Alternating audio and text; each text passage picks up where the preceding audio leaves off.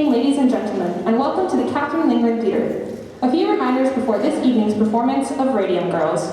Please take this opportunity to turn off all cell phones and any other recording devices. There will be a professional photographer shooting tonight's performance, and all four performances of Radium Girls will be videotaped and shared with the cast and crew at a later date. There will be one 15-minute intermission, at which time concessions will be sold in our lobby. All proceeds benefit Boca High Drama Department. As per Palm Beach County School District policy, we ask that you keep your masks on at all times.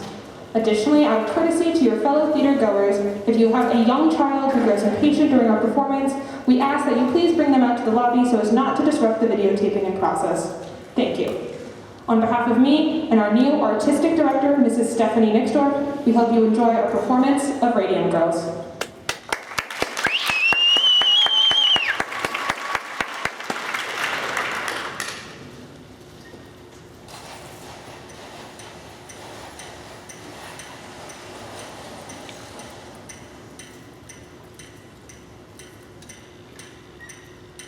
So much light. Daylight. All the time. And on sunny days, it almost felt like you were sitting outside. It was that bright. That surprised you, Grace? Well, yeah. There's a factory. I thought it would be dark and dirty. Then why go work there? I was 15. It was time I paid my own way. Pay your own way? What about school? Oh, well, I didn't miss it so much. Girls were all so nice. And the work wasn't like factory work, really. It was more like art. Painting those dials, we were artists. I'm not the one you should be talking to. Shishaki, he's who you should be talking to. No people talk to. It was his process. Tell me about that process, Arthur. You used a powder. We used a powder. The girls mixed it in with an adhesive to make the paint. And that business with the brushes, I didn't invent that. They were doing that when I started here. But you knew about it. We all knew about it. We just didn't know what it meant. Irene? In here! Irene, what are you doing? Shut the door! Amalia's working inspection today. Is that bad? Not for us. She'll be sitting in this room all day. In the dark, checking dials. Poor kid. Poor thing. So we're gonna give her a little surprise.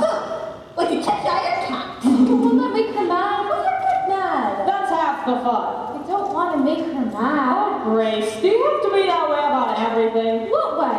Your teeth. Grace, what's wrong with your teeth? Ain't like Amalia don't deserve it. She pays more dials than any girl on the floor and can't be bothered to talk to nobody either. You say, Amalia, what's new? And she just looks at you funny. I don't think she can speak much English. I wouldn't give her a smile, would it? She's coming. Get the light.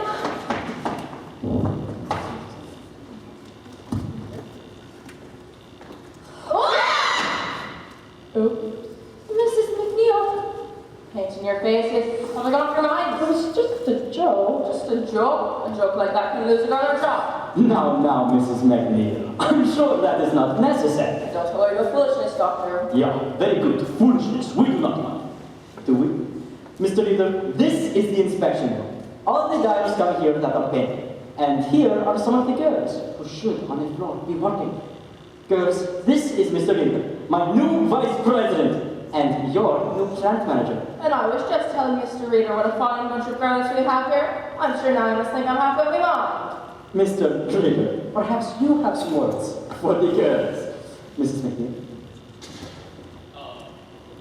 Well, girls, this paint you've been playing with, it's very expensive, you realize this? It takes several tons of ore to produce a single gram of radium. That's a lot of work. Hard work for our men in the extraction plant. Work they do gladly. You understand why? Why they work so hard? What we're all working for? The war? That's right, the war. The dials you paint save lives, girls. Our boys in the field depend on them to read in the dark, no mistaking what they see. Otherwise, some of those boys won't be coming home. So when you mess around and don't take your work seriously, you'll be playing into the hands of the Kaiser. We don't want that, do we? Of course not. So why don't we get back to work and leave this tomfoolery to home?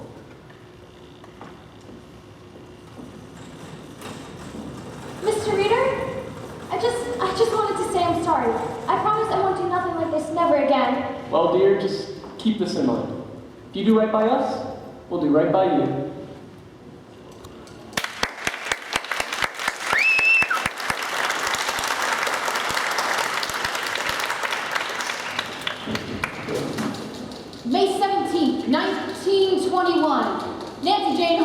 here for the New York Graphic. The New York Graphic's only girl reporter. Jackie Youngwood, for the New York Ledger. Madame Marie Marie Curie. Curie. Madame Marie Curie, eminent French scientist, embarks on a whistle-stop tour of the United States.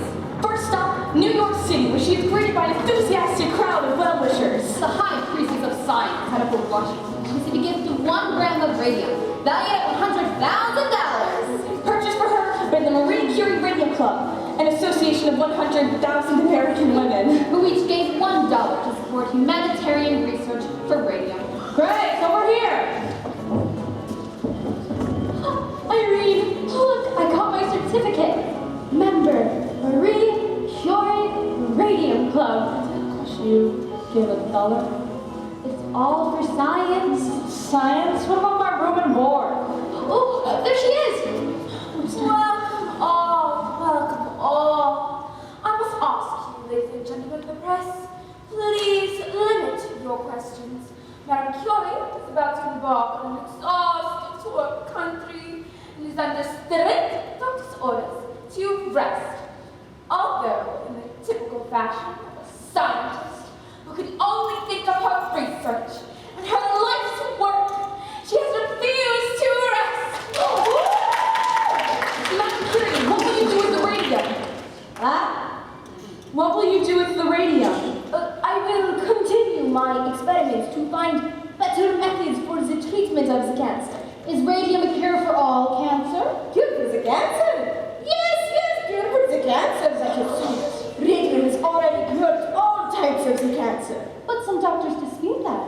Then they do not understand the method. There is no question. Radium will cure the cancer. Madame Curie, how have you managed to devote yourself to both science and to your children? It has not been easy. But my daughters share my gratitude to the American women for their interest in science and my work. I am most grateful. Madame Curie, No more questions. Madame Curie is on a tight schedule. Mrs. Andrew Conby has sent a call and will escort Dr. Curie personally, as will I, to Washington, where President Harding will present the gift of 1 gram of radium.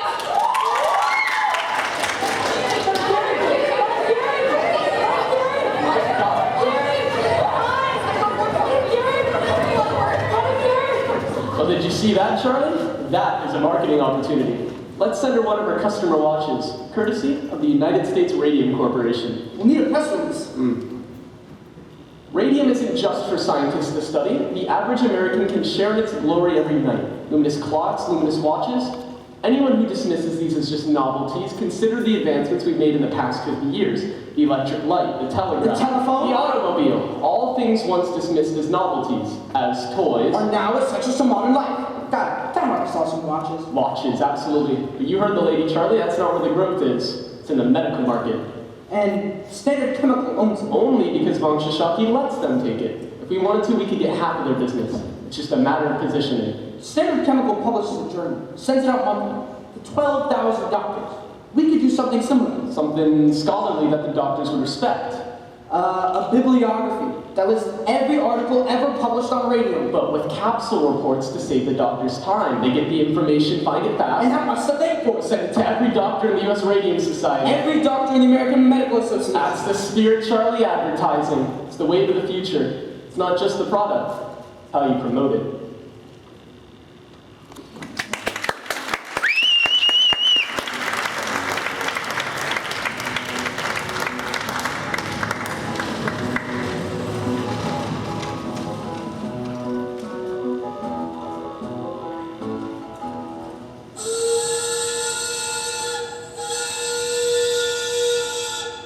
Oh, you should have seen it, Grace.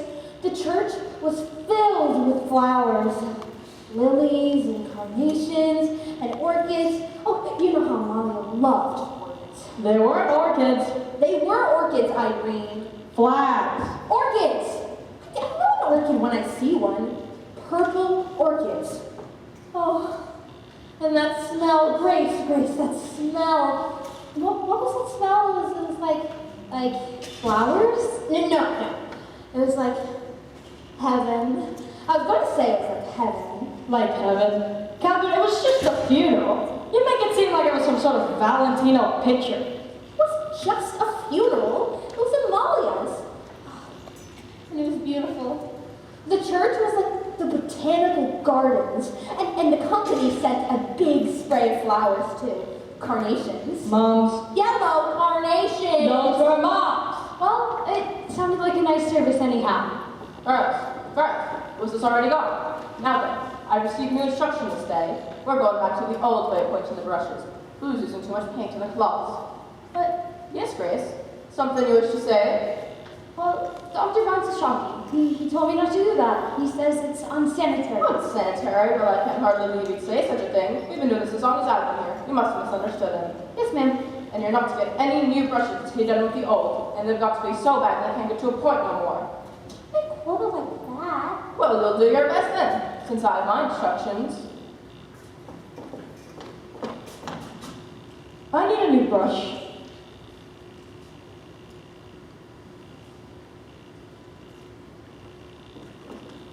It's not for us to be asking questions, is it? It's for us to do the work. I have my instructions, girls. I have my instructions. Here's an instruction for you, McNeil. Let some of the starch out of your corset. Was she at the service? McNeil, are you kidding? You think she'd cross the street for her own mother? Most everybody was, though. He was about the only girl from the floor who wasn't there. Well, I wanted to come, but I'm always working. I had to watch the little ones. Could have brought them. All 7? If it were me, I'd have tried to get there. Just lay off. Grace feels as bad as it is. Were many of the fellas there? Oh, yeah. Lots of fellas from downstairs. Mr. Ross from the front office. Dr. Von Shishaki was there. And Mr. Reeder. And he left early. So, he was there on scene. Oh, Grace. Do you know that guy from Crystallizing? The one with the red hair? What's his name? You know him. You know, oh, the tall one with the freckles? Yeah, the one who snaps his fingers all the time? George. Jerry. I think it was George. It's Jerry. Jerry Mallett. He's the one who was always talking to Amelia in the day room. That's right. Oh, and Grace, when the match was over, he goes over the coffin, and he goes like this, he goes, no. Yes, really? Oh, for pity's sakes. It really did happen. So what if he did? So what? He was in love with her. But so what? Don't you think, Grace? Well, I guess he had to be if he did that. Oh. And can you imagine? Oh, can you imagine if he loved her and he never told her? Never could bring himself to say because she was so beautiful. And he was so shy. Now it's too late. Our love is forever, Gordon. I wanted to tell him I would never get to judge him again. Poor Amalia. Her family took awful bad too. Alvina, Quinta, every one of them crying. Even her father cried so bad. I've never seen a man cry before, and not like that, just bawling like a baby. And you know why, too. Because their daughter had died. What she died from. I really don't need to spread stories. It's not a story. Amina told us. No reason Grace shouldn't know. No what? No what? Amalia? Really awful? Alvina said her father's fit to be tied, too.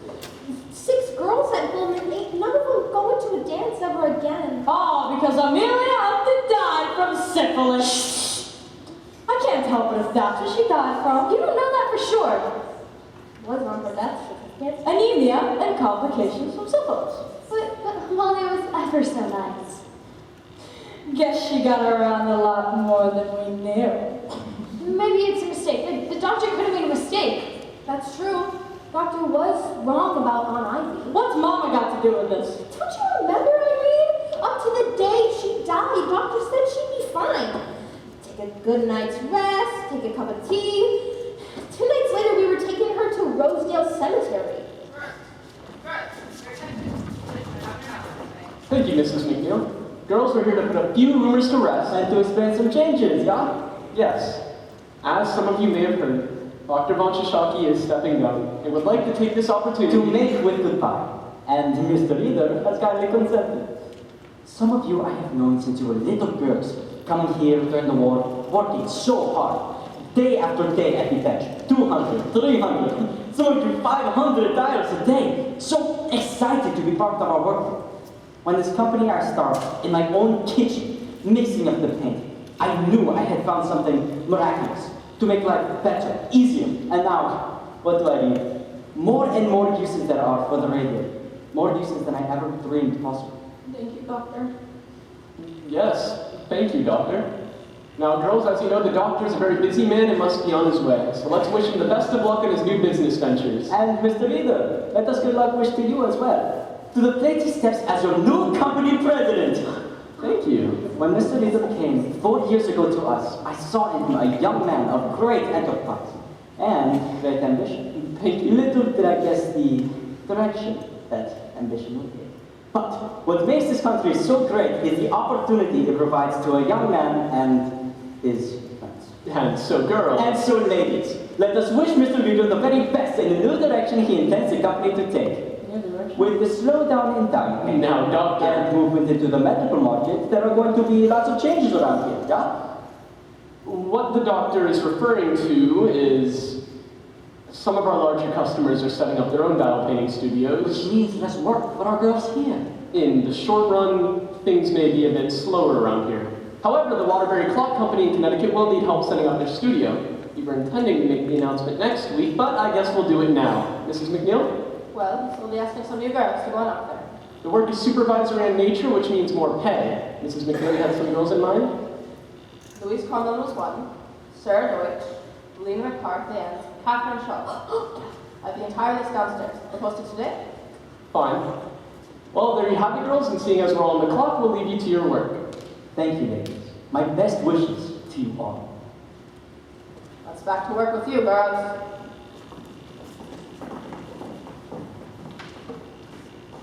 So you're gonna do it, Catherine? You're gonna take the job? Wouldn't you, Grace? Wouldn't you go to Connecticut? Oh, I don't know. It's awful far from home, and Tommy would have a fit. Come on, it would be so fun! Oh, wouldn't it be fun, Irene? Irene? Honey, you alright? Huh? Yeah, sure, I'm alright. What did I do? Wow. Bleeding.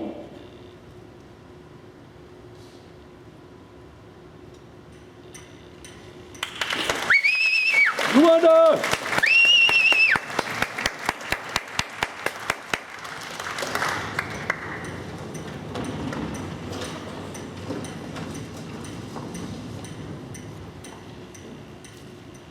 $35 a week, and she quits the place. What do I have the money? That's what you say when you're young, Tom. But when you and Grace get to be my age and a house full of your kids underfoot, you'll thank God for every penny you put by. We got money, Papa. How much? Not to get married on. It won't take much to get married on. Do you have enough to stay married on? You let us get married, we'll find out. Are you still eating, Tommy? It's good.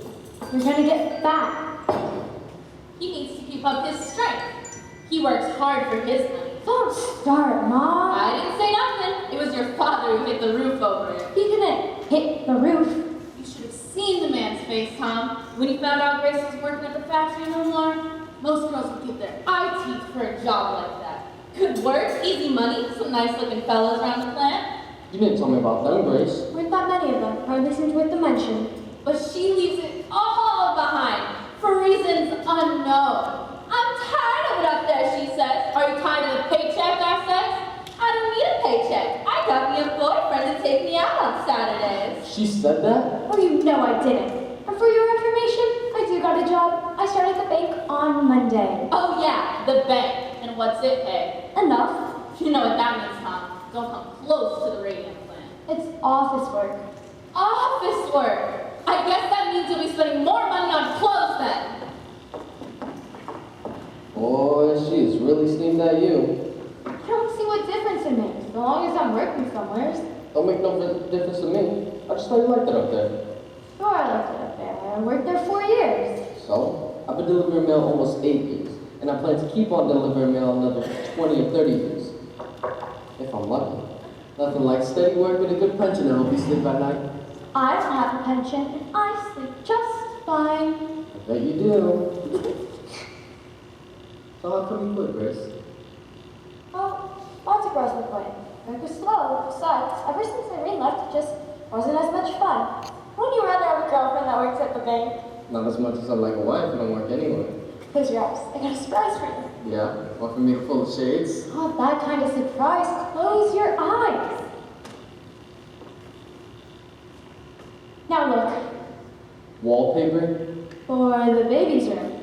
Baby's room? You won't kiss me and you're talking about babies? There's gonna be babies eventually, Tommy. Well, yeah, sure, Grace, but you know, girls usually get married before they decorate the nursery. And a head for once. Pick one. They're both the same. They are not. This one has big flowers. That one has little flowers. Is this some kind of test? No, it's just wallpaper. This is some kind of test. Pick one, Tommy. That one. Really? The other one then. Which one do you like, though? They're both nice. This one is pretty, don't you think? That one then. Most people like it too. If you like it, I'll like it. Wallpaper is wallpaper. No, it isn't. You gotta pick something you can stand to look at for 20 years. Same way you pick woman? Keep it up, smarty pants. You won't never get that kiss. Alright, this one hands down. I like it too. Nice neutral yellow goes with either a boy or a girl. And until the baby comes, you can use the room for other things. Yeah? Like what? Like a painting studio, maybe. A painting studio, maybe? Where did you get enough painting at work? Not the kinds I wanted to do. Tommy, I used to paint watercolors in school, but ever since I went to work, I just don't have enough time. What with kids and helping mom. Once we get married, I just want some time. Just a little time. Because I can do watercolors or oils maybe. Maybe portraits in oil. I can paint your picture if you like. Why not? We'll paint a big picture of me and we'll hang it in the outhouse. All our friends will come around just to use the cans. Oh, the way you talk sometimes. Oh, Grace. Want to paint pictures? Paint pictures. I ain't gonna stop you. Say that now, but once we're married, you'll be changing your tune. Sure, I'll be whistling Dixie. Wait till you come home late some night. Some Christmas maybe. When every customer on your has had 3 times the mail. And maybe some dog took after you and some old lady kept you waiting on her stoop telling you all about her grandchildren. And you won't have the heart to tell her you can't stay and chat. I know you. So you come home all cranky and late. Besides, hungry, wanting your dinner. And there I am with my easel set up in the kitchen and a drop cloth on the floor and my paints on the table and your dinner nowhere in sight. What would you say then? Better be a picture of me you're painting there. I know what you'd say. Where's my dinner? That's what you'd say. Where's my dinner? Well, yeah, sure, but I still admire the painting. Just want to look at it on a full stomach is all. So how'd I do, Grace? Pick the right wallpaper? I don't know. Maybe I'll go look at stripes. Stripes, polka dots, I don't care, Grace. Let's just get married. You're plenty old enough. Tell your mom we ain't waiting no more. We'll just run off. We are not running off. We're gonna do it right. A nice big church wedding with flowers and music, and then a week at the seashore. Just us. After that, we'll get set up in our own place. It'll be worth the wait. We'll see. Your mouth hurts you? Yeah, the dentist wants to pull another tooth in the back. Well, what's the tooth?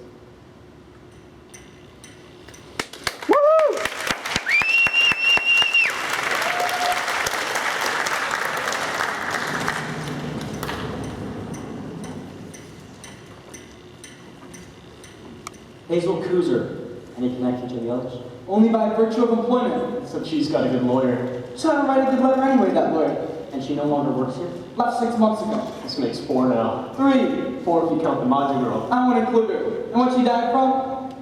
You couldn't pick up here. At least I don't think you can. That's not funny, Charlie. Besides, you know that's just idle talk. In my opinion, there's always something to idle talk when it comes to girls like that. From a large family, wasn't she? Italians, the conditions they live in. 10, 12, 13 people in 3 rooms. It's no wonder they all die from one disease or another. 3 died. And how many dead? Only Miss Maja, but I haven't heard from her people. It's too late for them anyways. The statute of limitations is 2 years. But Miss Kuster's another story. She's in a business who can make some trouble now. In all the years I've worked here, no one has so much as slipped on the floor. Now this?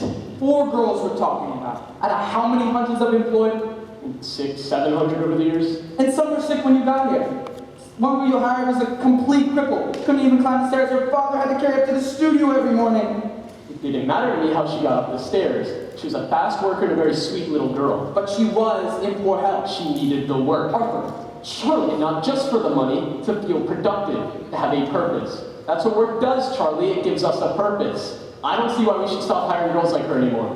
When these girls get sick, and they try to blame us for it, you might want to reconsider that policy. We'll see what Drinker has to say. Dr. Draper? Some professor at Harvard School of Industrial Hygiene. He chairs the department. He's agreed to come look at our operations. Don't you think we're jumping the gun a bit here? Hire him? 6 girls have quit this week, and Mrs. McNeil says there could be more. Girls come and go all the time. It's never been like this. These girls are terrified. We have to do something to calm them. And letting Drinker examine them? That could be a recipe for mass hysteria. Well, tell them it's a routine physical. Edward? Companies do physicals all the time. Then it's settled. Drinker will start next month. In the meantime, I recommend we make an offer to Miss Kuster. Settled? There's no proof her problems are connected to us. If she sues, believe me, you won't like the publicity it brings, and neither will your investors. You think this will affect the stock offering? Don't you? Wonderful. We'll open at 30 and close at 10. Or not open at all. Maybe we better give this girl something. Something that keeps her quiet. It would be a condition of the settlement. Maybe we better do it. Suppose this lawyer has a racket going.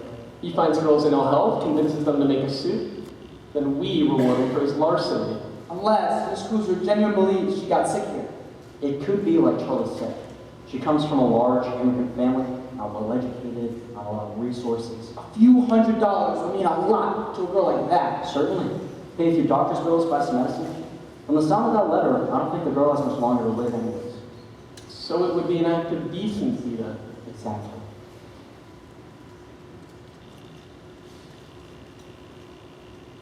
What do you think we should offer?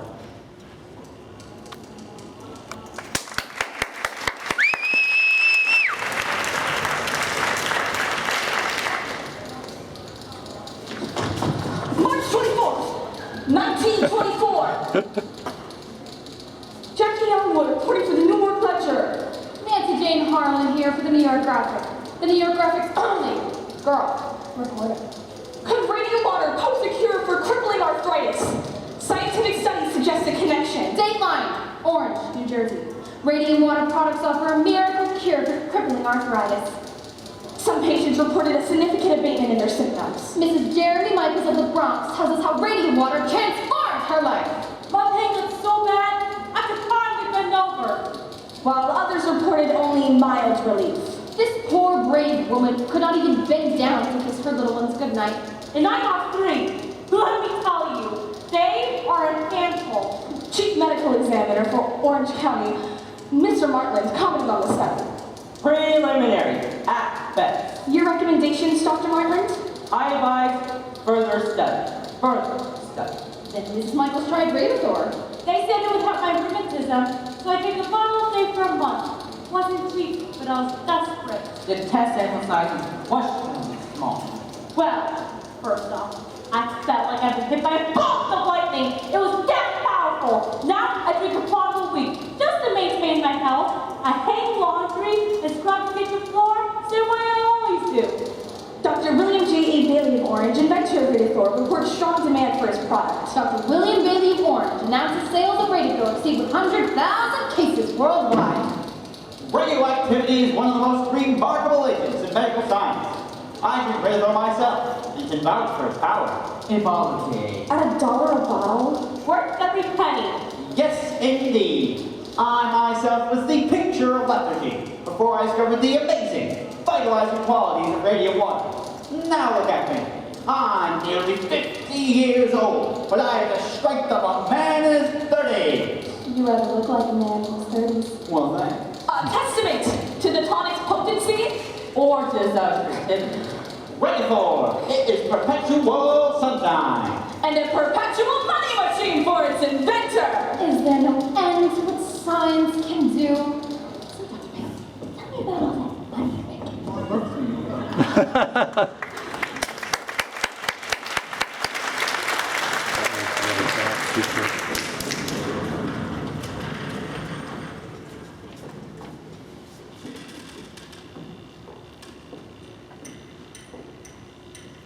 Maybe we should have made an appointment. I don't need no appointment. It's a busy place, Catherine. If you don't have an appointment, maybe you should have made one. Shouldn't need no appointment for this. I'm sorry, I don't find anything under shop. No, it's under Rudolph. Rudolph. The girl I'm asking about? Irene Rudolph? Did she file the complaint? No, the dentist did. The dentist. Dr. Neff? Irene's dentist? He said she might have Fossy jaw, and he was going to complain to the health department about it. But when I asked him, he said he hadn't heard nothing, and it's been more than 6 months now. Fossy jaw, you say? Yes! It could have been like your doctor said, Catherine, a blood infection. Yeah, but what gave it to her? That is the thing. What is it from? From dirt. You get infections from dirt.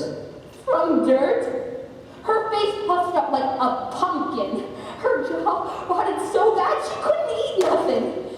You really think you get something like that from a little dirt? It's from phosphorus. They're telling everyone it's from the paint at the radium plant, but it's really the phosphorus that makes it glow. Well, honestly, Catherine, you can't really believe that. You saw her, Grace. Catherine, if it was really like you say, they'd never let you work up there in the first place. Sure, they'd have shut the place down. Shut it down?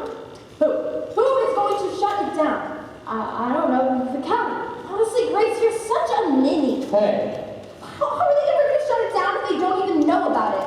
Ever think of that? Now come on. All right. No, she got no business talking to you that way. Just upset. Upset? She's going around the bend. She probably thinks they're dumping arsenic in the drinking water now. Next they'll be kidnapping babies and using them to stoke the furnace. Go ahead and laugh. You will be laughing so hard when it's you coming in 6 months from now asking for Grace. Ah, for crying out loud. Catherine, it's just a toothache. Yeah? That's how it started for Irene. Just a toothache. You wait, Grace, you wait. You'll wake up one morning, your gums hurting so bad, you won't be able to open your mouth. So weak and sick, you won't be able to stand up. Stop it, Catherine. The pain's so bad, you won't be able to sleep. And your face so swollen, you won't be able to stand the sight of yourself. I said stop it! Grace is fine.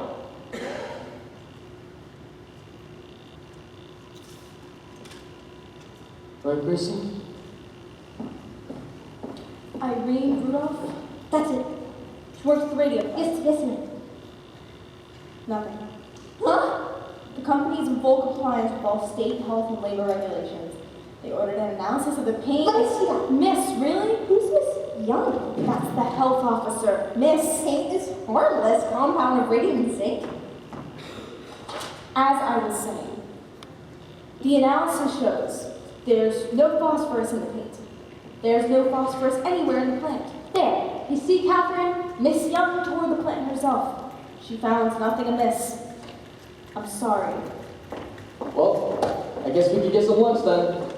I want to file another complaint. They already did an investigation. I want to file another complaint! Ah, brother. Catherine, these folks here, they're awfully busy. I want to file another complaint. Just don't see what good it'd do. Make such a fuss this way. Grace, 3 surgeries, and they wanted to cut her again. She finally said no. She knew what was left of her jaw rotted so bad. The smell was terrible. And the worst of it is, I couldn't look at her. She didn't want to be alone, and I left Irene alone. When she died, it was the middle of the night, and no one was with her.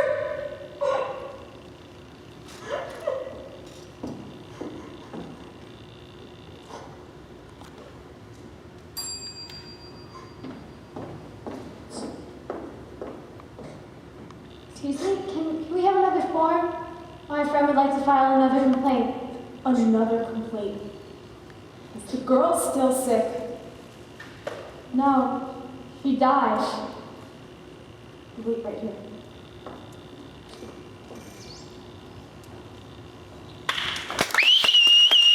Whoa!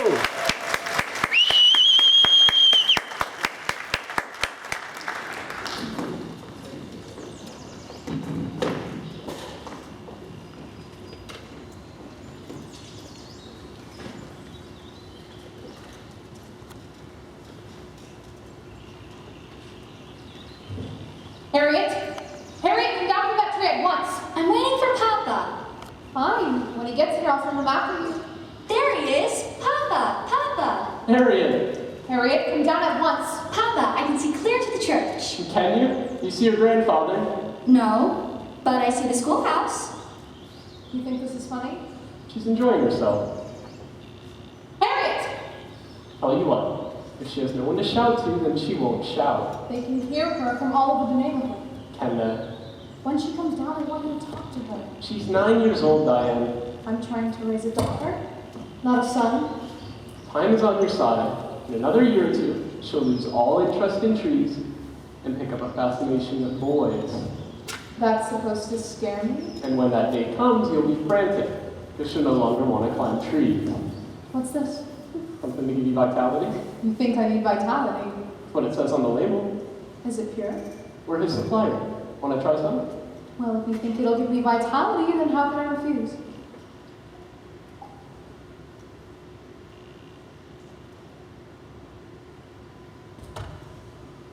Your father came by to see me today.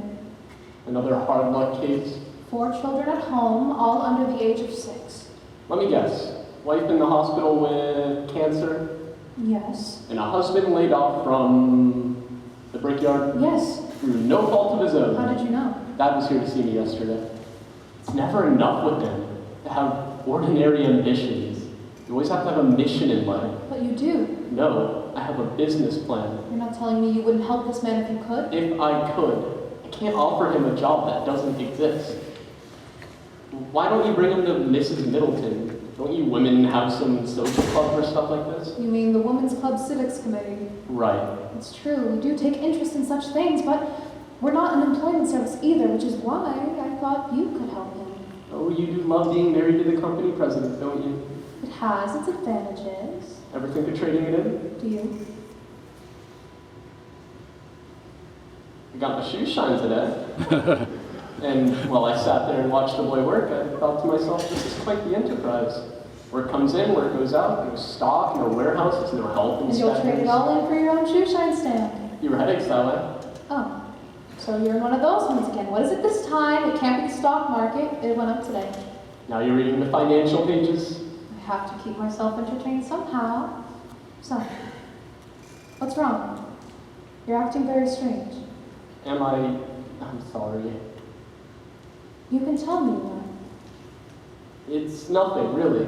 This is going to be our best year yet. Oh, so it's the prospect of success you find so disheartening. I'll get my checkbook. What for? Your bricklayer. Arden.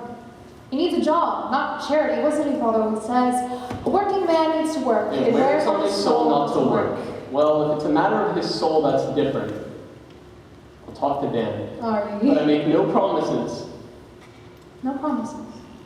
to your help.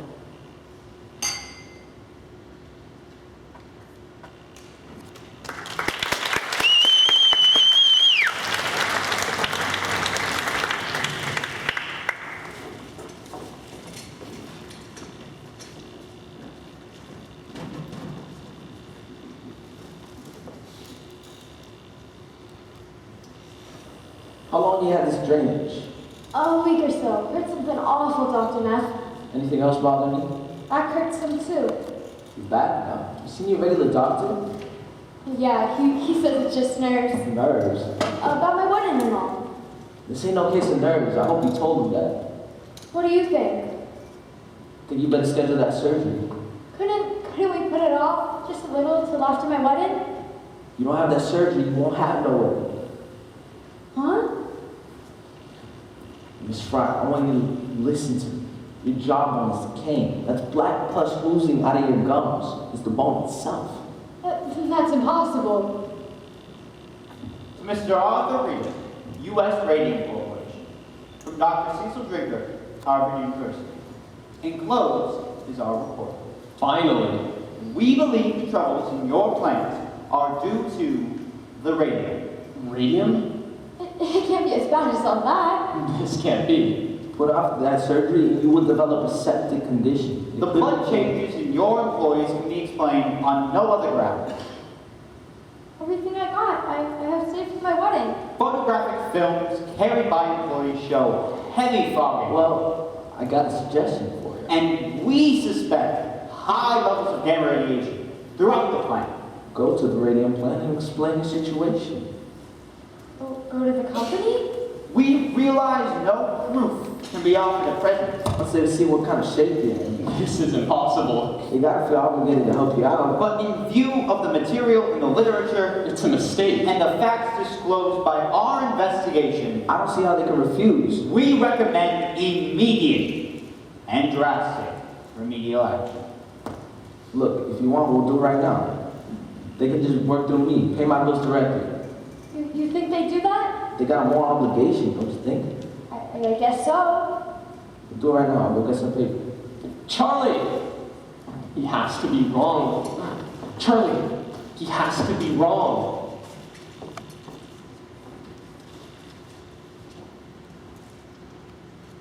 He must have missed something. If we're suffering from a new ailment caused by the radium, it should occur generally throughout the plant. I would expect. There's several hundred milligrams in the solution at all times. Several hundred in processing, several hundred in crystallizing. The entire backyard is filled with tailings. Radium is present in good amounts all over the factory. Perhaps it's some sort of combination of radium and zinc. Or something peculiar to our plant alone. Some bacteria, perhaps, in the brushes. It can't be the radium. There's dozens of application plants across the country and no one's reported anything like this. The Department of Labor wants to see the report. Yes, I'm aware. What are we gonna do? How do we respond? This tears us to pieces. They want to see the report? We'll give them this. One page? The most important page. Dr. Drinker will never stand. Drinker works for us. This is a proprietary report and what we do with it is our business. But the Department of Labor, Arthur. We just need time, Charlie. Just a little time. They could shut us down for this. Scientists, government men. None of them know what it takes to run a business. Von Shishaki thought advertising was a dirty word. He laughed at the very idea of promotion. But we showed him, Charlie. We showed him. We are the largest single supplier of radium in the world. In the world. Do you know what it took for us to get here? Do you think I'm going to stand idly by and let our good name be dragged through the mud? Trust me, Charlie.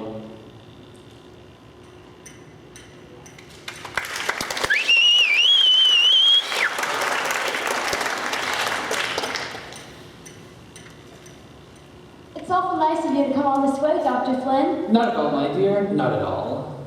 I told the surgeon he was coming, so he gave me the results of my blood work. Excellent.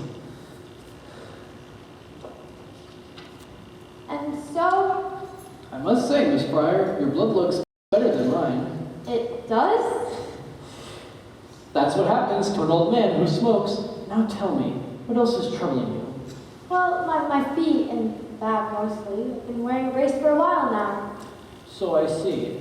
And this started before you left the company or after? After I left. Dr. Ness says this all has to do with the radium pit. I knew another girl who worked there who died from it. Irene Rudolph? Oh yes, terrible thing. Vincent's angina. What's that? That is an unulcerated condition of the mouth, my dear. From the radium. Oh, no. An unfortunate and rare result of poor dental care. So let this be a lesson to you. Always brush your teeth. There was something else in the paper about other girls who got sick. This one girl I know, she's in the hospital in New York, and doctors don't know what to do. They've never seen anything like it. Miss Fryer, don't tell me you read any of those papers. Those stories are not scientific.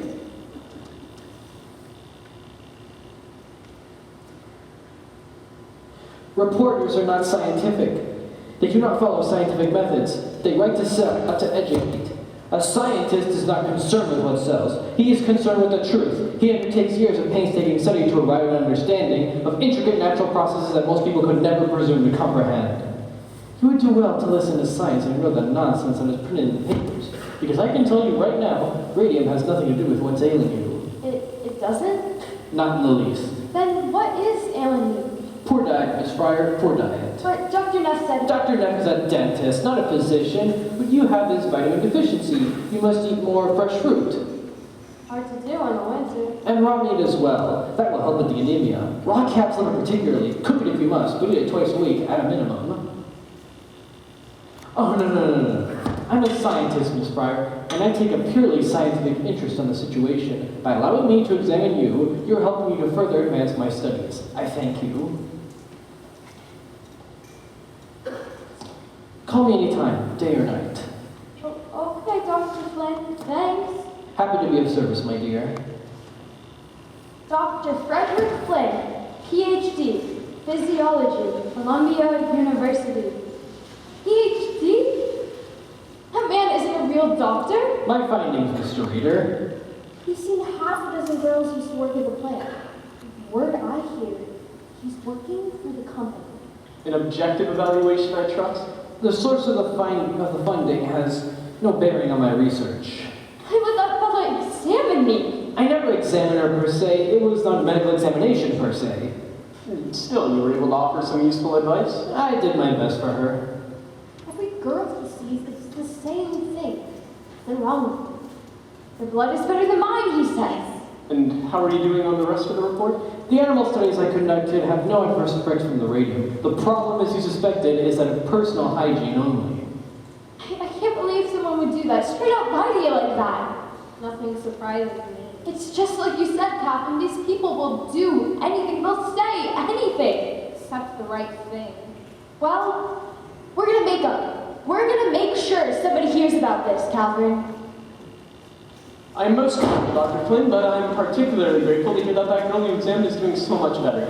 Didn't examine her, no. I merely consulted with her. Still, you were able to offer some useful advice. From what I could see, Peter, she appears to be on the road to recovery. Excellent. Here is my statement of fees and expenses. Mr. Lee will draw you a check.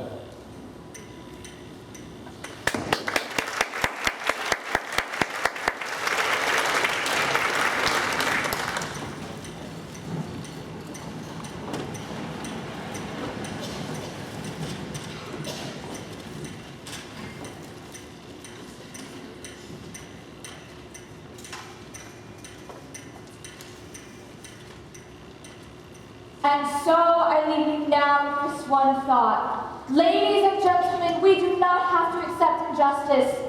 We can use our powers as consumers to influence the practices of those who wish to profit from our patronage. Thank you. Thank you, Ms. Riley. And thanks to the New Jersey's Consumers League for another job well done. This concludes our program for this evening. I don't think we have time for any questions, but feel free to join us in the next room for some light refreshments. You want anything? My throat's a little dry.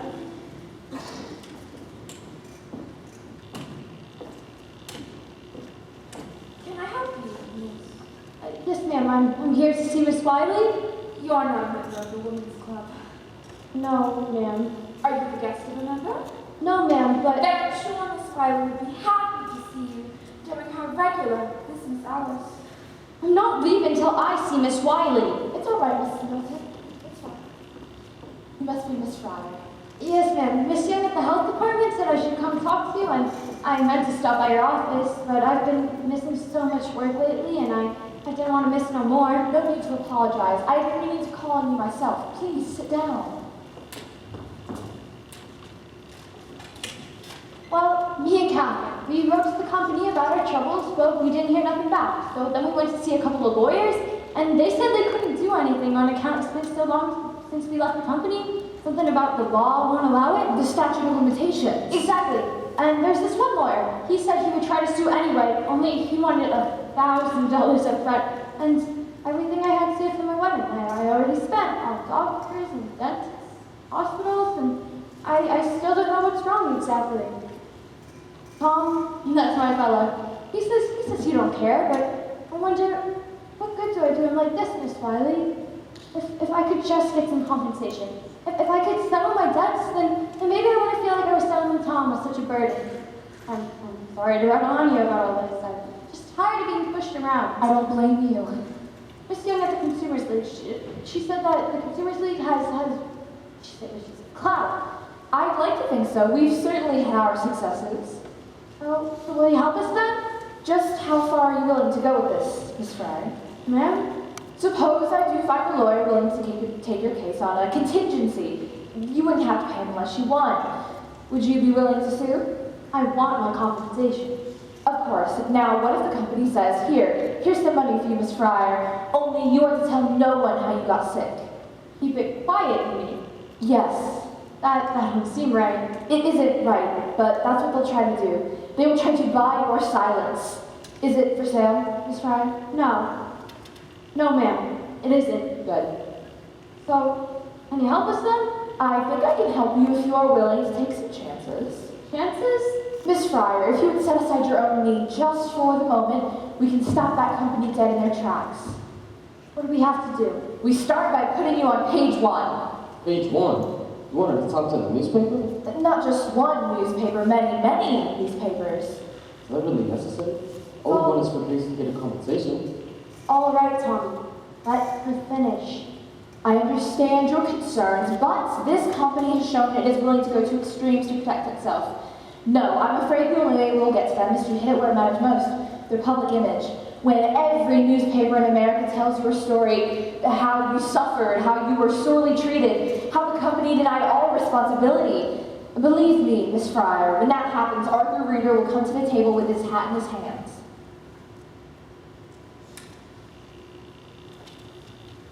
All right, Miss Wiley, I know it's a little frightening. It's fine. Right now I'm more angry than I am scared. Good. You hold on to that anger, Mrs. Fryer. Only be sure no one else sees it. Ma'am? Public sympathy, Miss Fryer, that is our strongest weapon. And the public does not have much sympathy for an angry woman.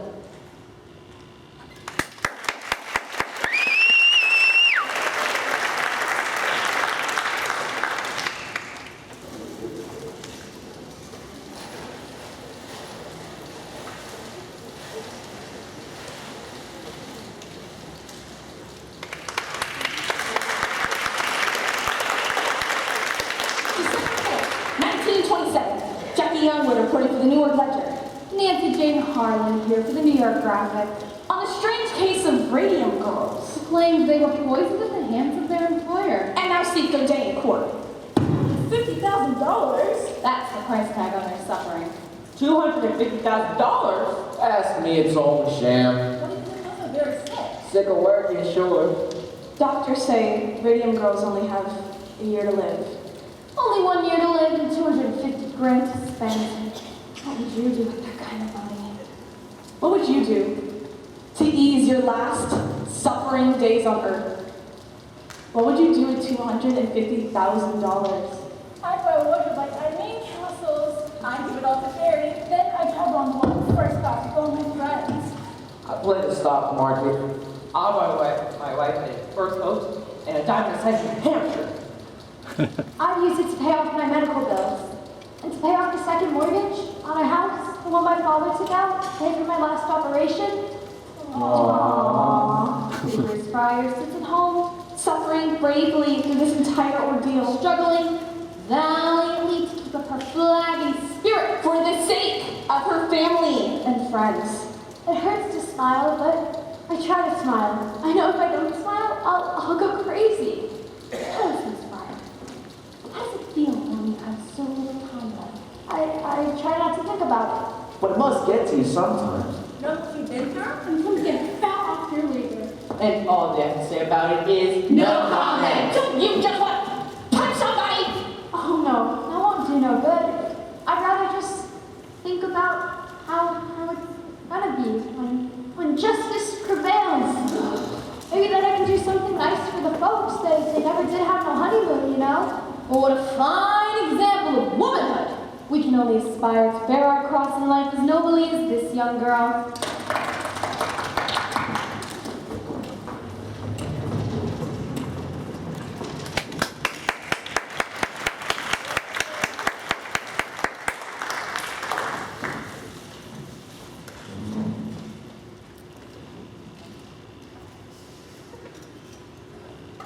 Mr. Barry, I must object to this kind of histrionics. I have nothing to do with that, Mr. Markley. I've been in this game a long time, Mr. Barry. When I see a story like this move over the wires, I'm not so naive as to believe the plaintiff's attorney had nothing to do with it. What's your proposal, Mr. Markley? $1,500 for each girl. $1,500? That's not even a year's wages. We think it's very generous, considering your case won't survive the statute of limitations. This is against an equity cert. The Chancery Court will come to a different conclusion. The Chancery Court can't rewrite the law, and the law is clear. 2 years from the date of injury, your clients are out of time. 2 years from the date the cause of injury was discovered. Very creative, Mr. Barry. Very clever. I have to admire your imagination.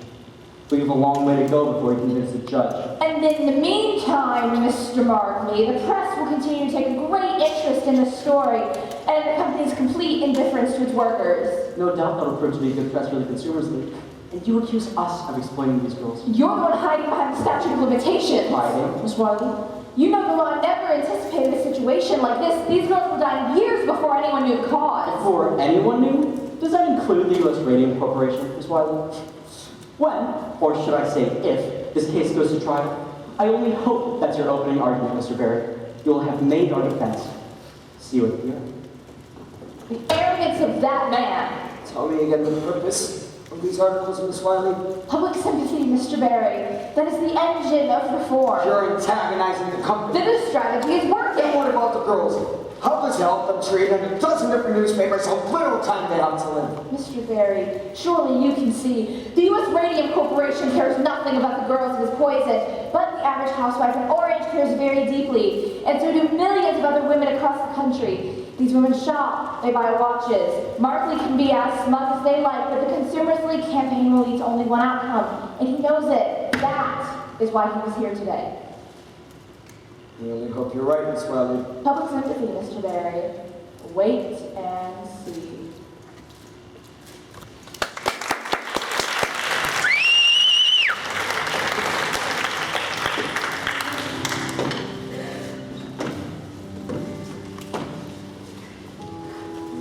Dear Miss Shaw, I read about you in the Boston Globe, and am so sorry to hear of your plight. In this time of rapid advancement, the well-being of the average American worker is often overlooked. I would like to share with you girls the key to my own good health at the ripe old age of 92. It's called Christian Science. Only Jesus can save us. Dear Miss Fryer, I read of your woeful situation in the Atlanta Constitution, and I'm ready to offer you a solution. Venison, an all-natural, made from all natural ingredients, venison will restore your health and vitality. We are ready to offer you girls a lifetime supply of venison in exchange for the exclusive rights to use your photos in our advertisements.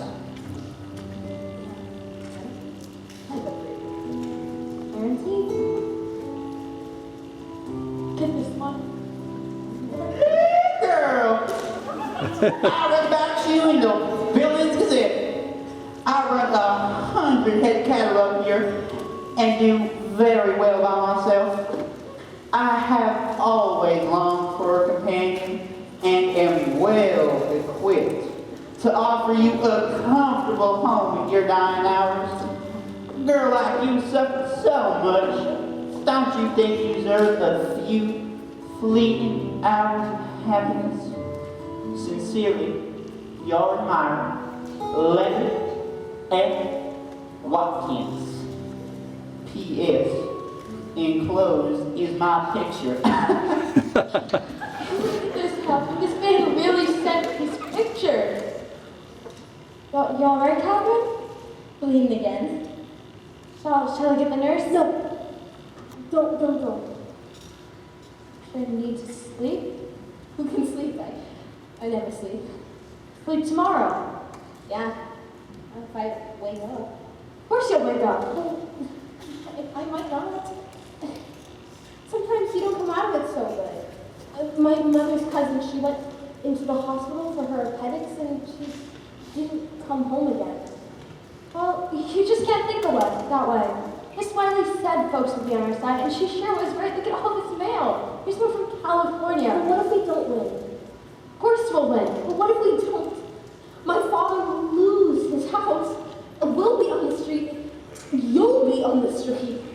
Your father must owe thousands. And you and Tom, you will never get married. How can you stand it, Grace? Catherine, please. How can Tom stand it? Don't you ever wonder, Grace?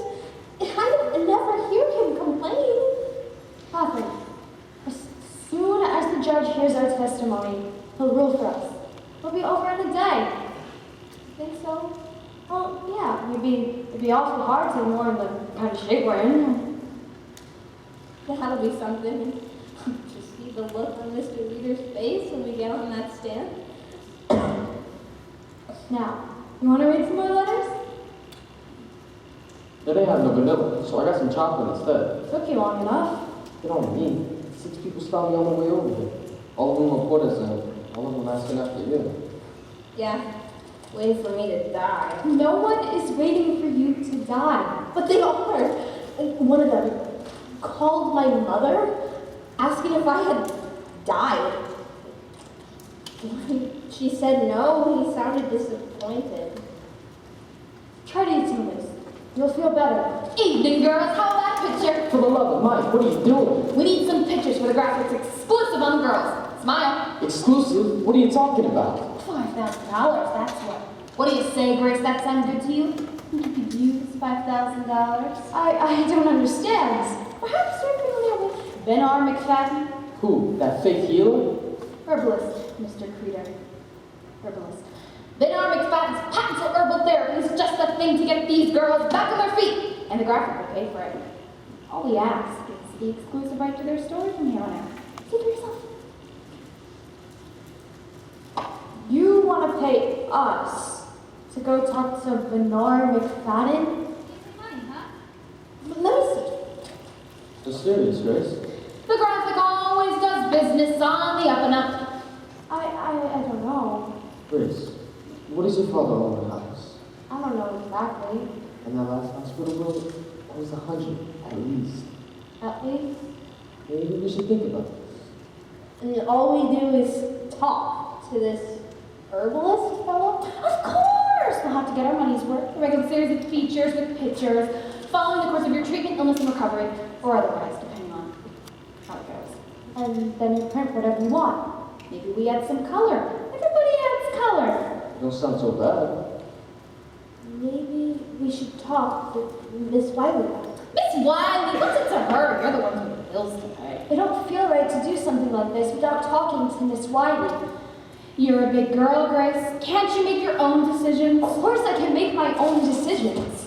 You'd take it if it came from the company. The company owes us a lot more than that. Yeah, see. Grace, maybe we should do this. I just don't feel right. You're gonna talk to the reporters anyhow. Why not get something out of it? He's right, you know. Why give your story away when people are crazy to read it? Believe me, you girls, your cash is big. The day we ran the feature on you, bang! Sold out every copy at every newsstand. Everybody can sympathize in the plight of some poor, sick girl facing certain death with no hope of fulfillment of certain motherhood. I'd like you to go now. My friend is tired. She needs her rest. Grace. At least think about it. Sure. Think it over. I understand. You're worried about what people might say. But hey, you've got to think about your own interests here. There's no reason you shouldn't get something out of all this. Look out for number one. That's the way. Everyone else is out to get what they can, for sure. And keep your nose clean when everyone else is up to their elbows in it.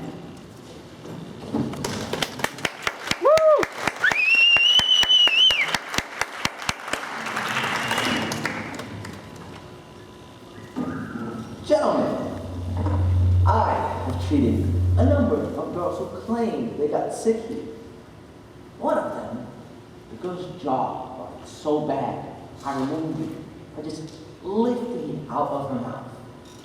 As you can see, That's all right, Dr. Neff. You can put that away. maybe you'd rather look at it on an x-ray.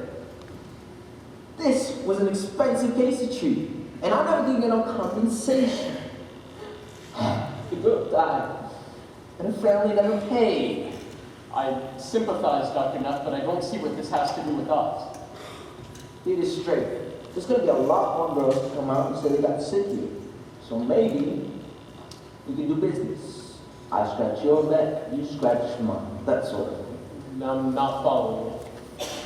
Suppose you was to give me a list of girls who worked here. I'd see to it there weren't no more lawsuits. You think you could cure them? Couldn't put out a cure, no, I'm saying I scratch your back, you scratch mine. How so, Dr. Neff? I'd examine them for radium necrosis, come up with a favorable diagnosis for you. Probably say something else. Quite a few cases we just got natural death anyways, and the rest we put off for a while until the statutes of limitations kicks in, and it's too late to sue. You'll persuade them they haven't got a case against the company? Exactly. And if it did come to court, I could testify. And it would be strong testimony coming from the dentist who treated them. What makes you so sure the girls are going to come to you? They'll come to me quick if I don't charge them nothing. Because we'd be paying you. Exactly right. We understand each other, Mr. Reader. What exactly are you asking for, Dr. Neff? $10,000 for my trouble so far. For every girl I agreed to see from here on out, $2 for every visit, plus expenses for the x-rays. I'm suggesting more of a gentleman's agreement here. Better off if it's not in writing. No! All right, we'll put it in writing. We'll do nothing of the sort. Your offer is immoral and will have nothing to do with it. Immoral, you say? You're a fine one to be talking about morals. Mr. Lee. What? You got your own hired guns ready to testify. Those are expert witnesses. Expert witnesses? Pedakis is more like it. And none of them's got the dirt I got. You're smart, you play ball. Believe me, there's plenty of other folks interested in the information. You're threatening me? Just a business proposition, Mr. Reader. Just looking out for my own interests. Same way you look after yours. Mr. Lee, see Dr. Nutt to the door. All right. You don't want to play ball, fine. But believe me, when this all shakes out, it won't be me holding short on a stick. $10,000. Can't believe that. Gentlemen, I want you all to make statements on what happened here tonight. We'll send it to the State Dental Society.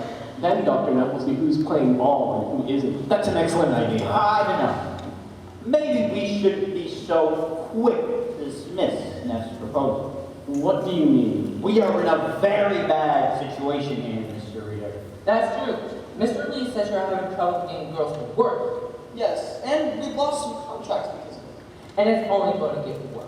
The papers are full of stories about those girls. Making them out to be saints. And what defense can we put out? Except to say, we'll try our case in court. And in the court of public opinion, we already lost. Perhaps we should reconsider. It certainly wouldn't hurt to have a testimony from a dentist who treated those girls.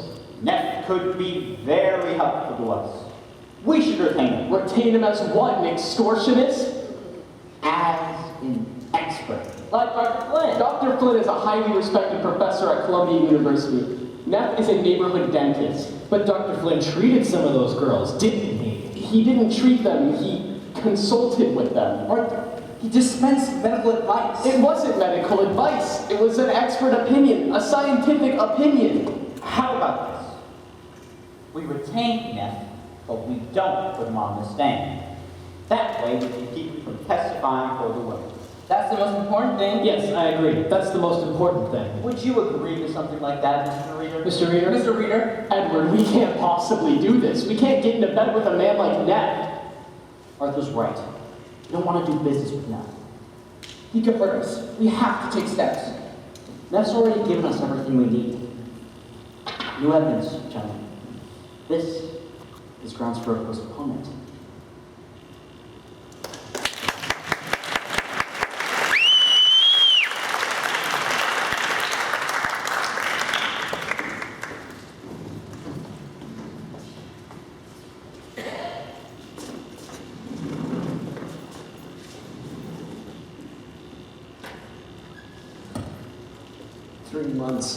Three months starting an x-ray? It's outrageous. And the girls, did you see the girls? Their eyes were like saucers looking at me. Terrified. Mr. Barry. How are they going to hold out for 3 more months? Catherine Shaw could barely make it to courtroom today. And Grace was trying so hard not to cry. And of course, I had all the answers. Go home, girls, get some rest. That's the best I can do. Get some rest. You're doing wonderfully, Mr. Barry. It's a difficult case. I don't understand people like Mark and Reader. How can they play this kind of game with those poor girls sitting right there? Maybe this will help explain. I received a letter. I think the company will be eager to take care of this. With the kind of publicity this has gotten, but Markley seems to enjoy the sport of it. What he can get away with. It's cold. It's very cold. Mr. Barry. What's this? It's from Catherine Drinker. Miss Cecil Drinker of Harvard. She's an industrial hygienist also. She aided Dr. Drinker on a study of the radium lamp. It was a joint effort, actually. That's very interesting, Miss Wiley, but we've already seen this article. There's nothing you can tell us. You've only seen part of it, Mr. Barry. Please, this is the complete report. I received it this morning. Mrs. Drinker has been following our story very closely in the papers, and she was particularly disturbed through that last article in the Ledger, the one where Mr. Lee says her study clears the company. He doctored the report. Reader doctored the report. Apparently, he pulled out one-page list in the blood conditions of a dozen employees and passed off the whole thing. Doesn't look so bad by itself, does it? But in context, it's a somewhat different picture. We can use this. Yes, that should impress the judge. The judge? Miss Wiley, I'm not going to wait 3 months to make use of this. I want you to call that contact you have with the New York World. If Rita won't let us present our evidence in court, then he can read about it in the newspaper. Pedro!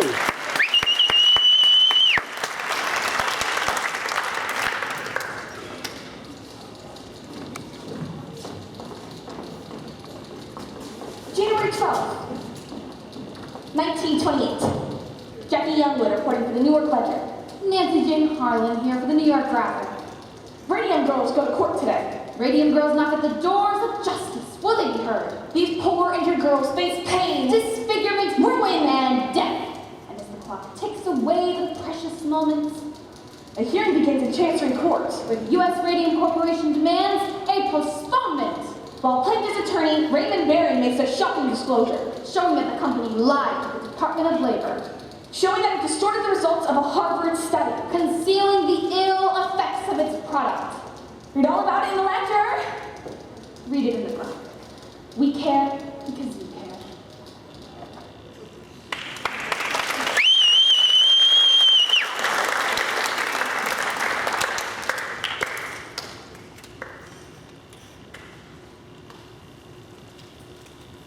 Very bad.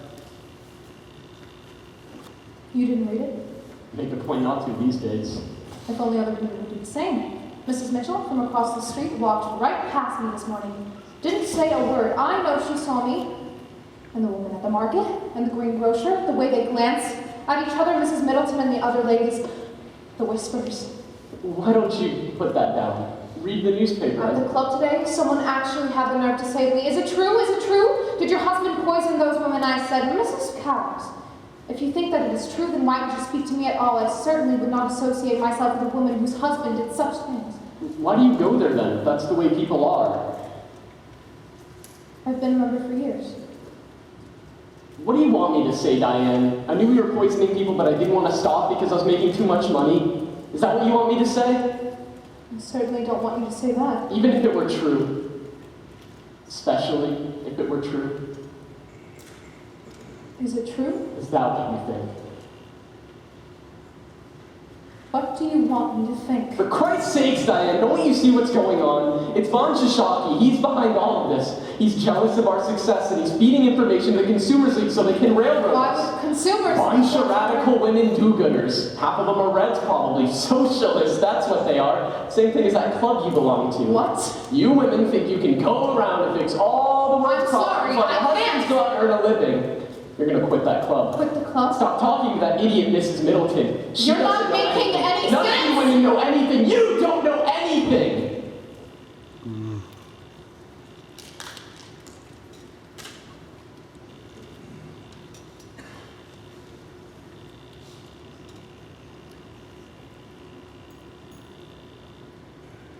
Did you lie to the Department of Labor? What? Did you lie? I didn't lie, I just didn't agree with Drinker's results. Arthur! I have a fiduciary duty to this company. I can't listen to this! I have documents, I have articles, people with tumors the size of baseballs, radium therapy, the tumors disappeared. I'm tired. I'm going upstairs. We save lives. We make lives better. Mild radium therapy invigorates you. You can't think I would set out to poison people, can you? Diane? No. Do you think I would ever do anything to harm you? Or to harm Harriet? Certainly not. Then 13 girls have died. people die every day. The newspaper is full of death notices. Young, old, infants. Children younger than Harriet die every day. But they worked for you. They worked other places too. I have a report from Columbia University, an expert in industrial hydrogen, just like Edgar, who says there's no connection between our plant and the illnesses. Would you like to see the report? Then what? What could be the cause? I don't know, Diana. I really don't know. I've done everything I could to find out, but nobody knows. Please say you believe me. If you don't believe me, there's no point to anything. Artie. You remember the day that I told my father I wasn't going into the ministry? What you told me that day? You can do as much good in a boardroom than you can in a church. You remember? You think I would forget? I was such a scared kid, and he was an icon. If it weren't for you, I don't think I could have stood up to him. I'm sure you would have. I know you would have. Ever since then, it's been looking for signs. Signs that my soul is lost. You don't think that, do you? That my soul is lost? You're a good man, Artie. We save lives, Diane. You save lives. It's all for you, you know that? Everything. It always has been. I know.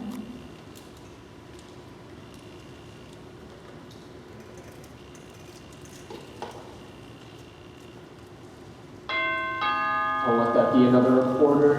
Don't answer it. Arthur! Mr. Lee? Charlie, for Christ's sakes. I just got off the phone with someone from the lecture. This couldn't wait till the morning? It's Dr. I'm sorry. Good evening. Mr. It's Lee. Dr. Lehman. Dan? He died this morning. What? Arthur, I don't know what to say. That's not possible. He was just here last week. He was just here. A month ago for cards. Artie. They were just here. Marlon's already done the autopsy. He says it's severe anemia. He's blaming it on the radium. The ledger's going to run it on page 1. They told me to give them a statement by 8 o'clock. That's when they need it, so they can run it tomorrow. When are the services? I'm sorry? The services. I don't know. We'll send them flowers, Diane. Of course, I'll call Louise. Call Louise, that's right. We should go see her. Poor Louise. We should see her right now. I wouldn't do that. Why ever not? She's planning to sue. Louise? The ledger told me. She's filing a wrongful death action. I've already written up a statement. Company chemist for 8 years, always in poor health, recently declined, you know, that sort of thing. But Dan was never sickly. He was always sailing on the boat. Gardening. Artie, he had a beautiful garden. Let's take care of this in the morning, Charlie. Yes.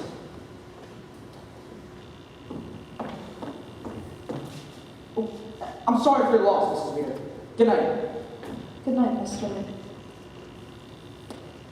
Charlie can be a bit excessive at times. We have to say something. I don't know what, but we'll say something. The stockholders will expect You needn't it. explain. Sometimes it's necessary to... You needn't explain. We're getting rid of this. There's half a case under the sink. That too. We'll have no more of it in this house. Diane, I'm in too far to quit. I didn't expect you to.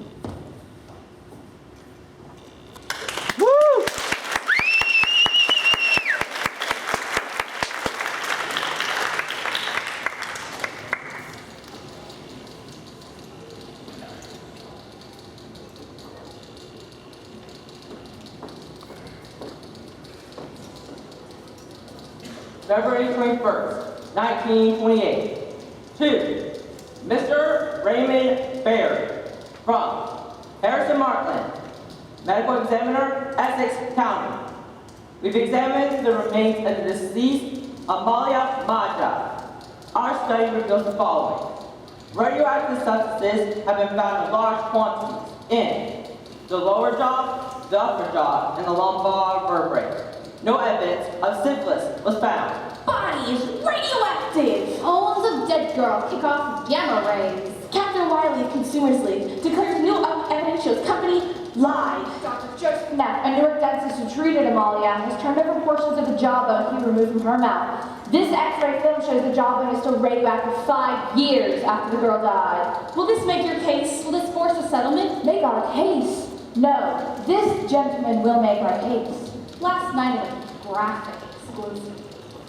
The founder of the U.S. Radium Corporation broke his long silence with this shocking announcement. Radium is one of the most dangerous substances known to man. Dr. Von Sashaki, is it true you assisted with the autopsy? Yeah, and given my expertise in radium extraction, I was able to determine Miss Maja absorbed enough radium to kill 10 people. Doctor, what does this say for mild radium therapy? Are you now advising against it? Radium is responsible for the deaths of these poor girls. It should be considered a most dangerous substance. Do you agree with the doctor's prognosis that the radium girls only have a year to live? From what I've seen, they'll be lucky to last that long.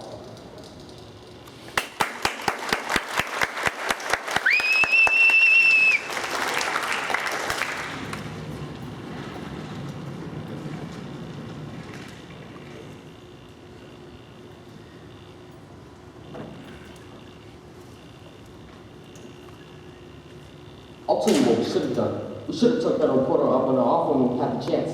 That's what we should have done. $5,000. Don't make me laugh.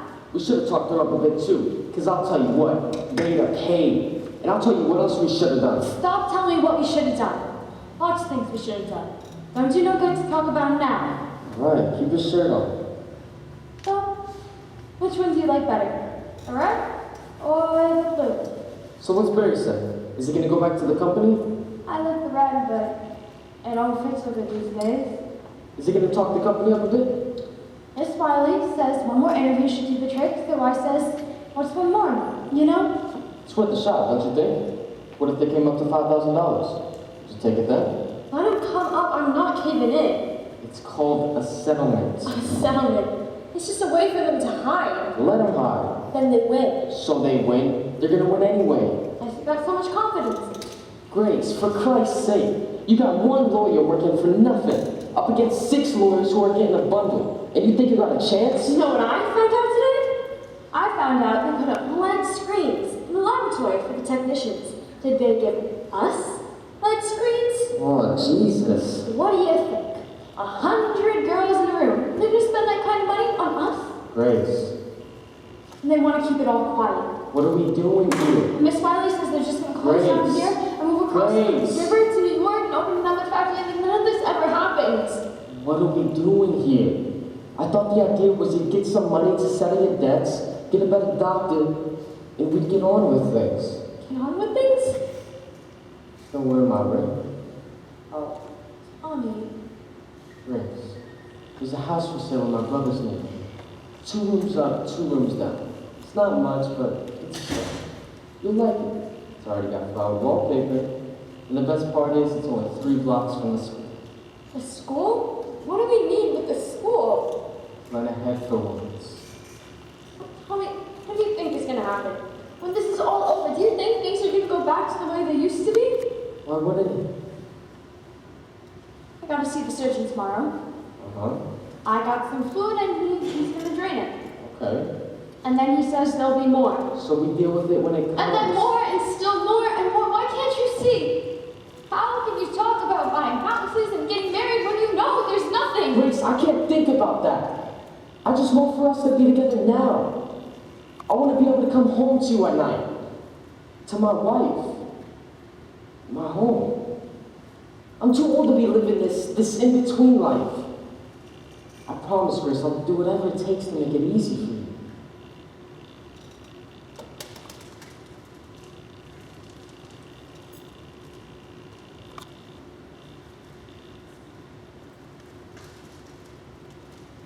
Here. Grace, come on. I should have given it back to you a long time ago. I don't want it. Are you gonna make me say it, Tommy? You just need to get some rest. You haven't been getting enough sleep, that's all. I'll be back to see you tomorrow. Tommy! You get some sleep. Tommy! Tommy! Don't do this to me, Tommy!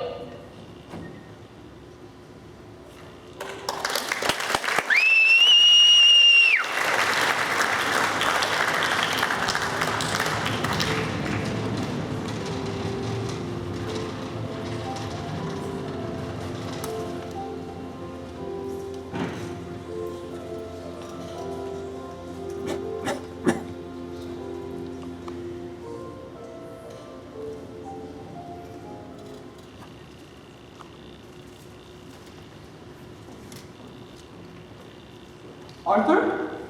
Charlie. Aren't you headed home? Charlie, I've been thinking it over. I think we need to settle this case. We need to make an offer those girls can accept. No, Arthur. We agreed. We need a definitive victory. Otherwise, we invite more of the same nonsense. Things have changed. Arthur, I know you and Dan are close. But you cannot let this cloud your judgment. Bon Shishaki's going to testify. We can deal with that. How? Put more money in his pocket. Now you want to bribe him? Not a bribe. A consideration. Consideration. For an expert witness. Whatever Barry is paying him, we'll just make a better offer. You don't understand guilt, do you, Charlie? Right now, I don't have the luxury of understanding. Well, let me tell you something. A guilty man has a tremendous need to unburden himself. His guilt can eat him alive. Can't you see? What Von Shishaki wants is to be free. That's why he's testifying for the girls, why he'll never testify for us, no matter how much consideration you offer. Settle with these girls, and you have to settle with all the rest. Neff was right about that. This is just the beginning. Call up Markley and tell him to get a conversation going with Barry. Arthur, for God's sake! What are you trying to do to me? Are you trying to get me wiped out? We need to get this off the table. Every penny for the last 7 years I could buy, I put into this company. Why? Because of you. You told me it was a sure thing. No miss. Why work for Von Shishaki when we can work for ourselves? Remember that one? Take a chance, Charlie. Take a chance. We were fooled. Von Shishaki fooled us all. The best we can do now is clean it up as best we can. Arthur, if we do this, it's the end. You're stepping down, Charlie? Not me. Well. Don't you know? They're one vote away from getting rid And of me. whose vote is that, Charlie? Arthur, have you so little faith in me? I'm still a stockholder. I'll still be on the board. You don't have enough votes to get me off the board. And still on the hook if this company goes under. Think about that the next time your conscience is bothering you.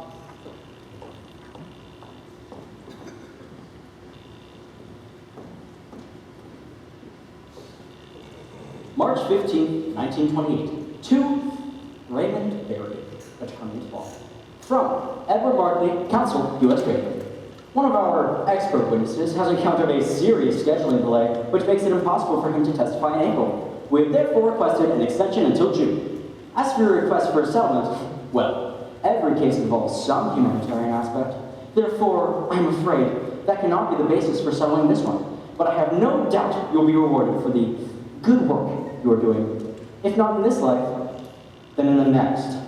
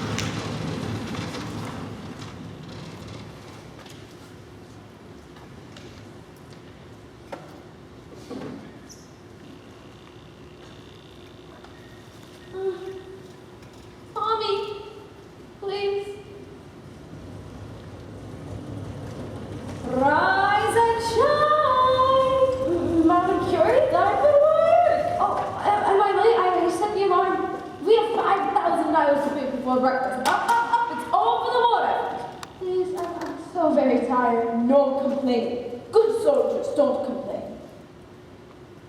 But I'm dying. And who isn't?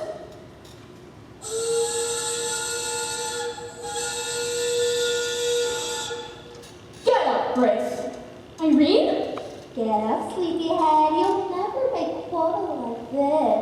But I'm only 26. I should be married and have my own home and children. We all have to make sacrifices sometimes. I know I did. But why? Why do we have to make sacrifices? It's all for science, Grace. Science, family. Every life is dedicated to something. Just a matter of choosing it. But I didn't choose. I didn't get no choice. Sure you did, Grace. Sure you did. Catherine, don't do that! Catherine, Look what you did, Grace. she's bleeding all over the dials. I'm sorry, Catherine. I shouldn't have said anything. No problem. Was one more dead dive.